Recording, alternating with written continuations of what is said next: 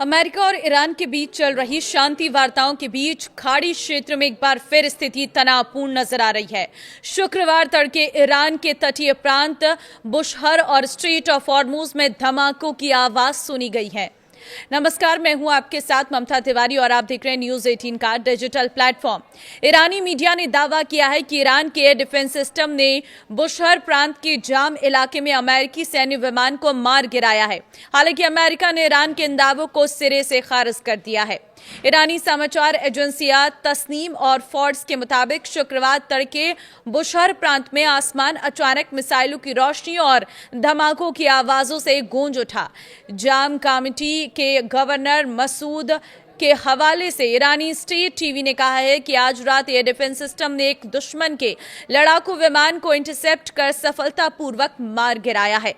Iran का दावा है कि ये एक अमेरिकी विमान था। हालांकि अमेरिकी अधिकारियों ने ईरान के इस दावे को पूरी तरह से झूठ बताया है।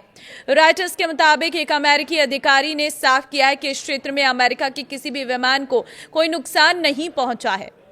इससे पहले ईरान की फोर्ब्स न्यूज एजेंसी ने कहा कि ईरानी सशस्त्र बलों ने देश के दक्षिणी हिस्से से कई मिसाइलें लॉन्च की हैं, जिनके सटीक ठिकानों का अभी तक पता नहीं चला है। वहीं तस्नीम एजेंसी के मुताबिक स्ट्रेट ऑफ हॉर्मुज में जहाजों को चेतावनी देने के लिए समुद्र में भारी गोलीबारी की गई है, जिससे तटीय इलाकों में दहशत का माहौल है।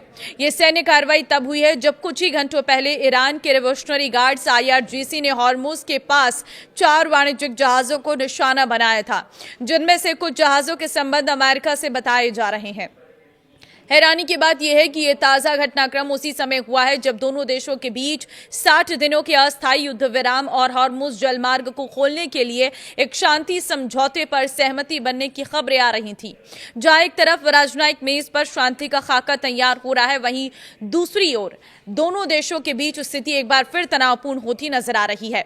गुरुवार को ही अमेरिका ने ईरान के तेल कारोबार पर नई पाबंदियां लगाने का ऐलान किया है। अमेरिकी ट्रेजरी विभाग ने ईरानी कच्चे तेल और पेट्रोलियम उत्पादों की ढुलाई में शामिल 8 जहाजों को ब्लैकलिस्ट कर दिया है।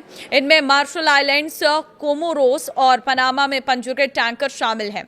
अमेरिकी ट्रेजरी सेक्रेटरी स्कॉट बेसेंट ने कहा है कि इन प्रतिबंधों का मकसद ईरान को तेल राजस्व के जरिए अपनी सैन्य ताकत बढ़ाने से रोकना है।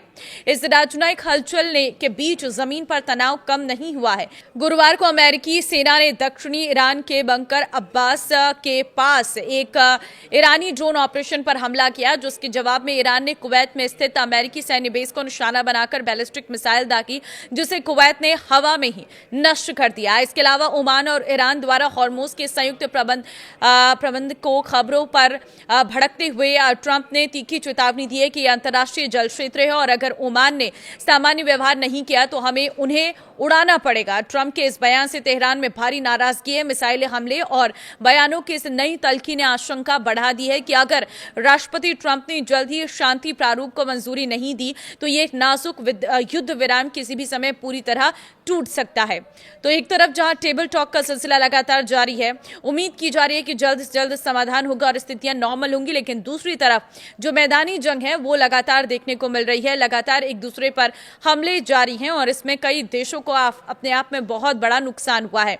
तो फिलहाल अभी जंग को लेकर अपडेट ये है कि अभी ये जंग नहीं थमी है और मिसाइलों से हमले लगातार जारी हैं, जिसके चलते काफी सारी दिक्कतों का सामना पूरी दुनिया को करना पड़ रहा है।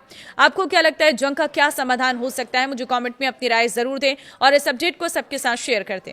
नमस्कार।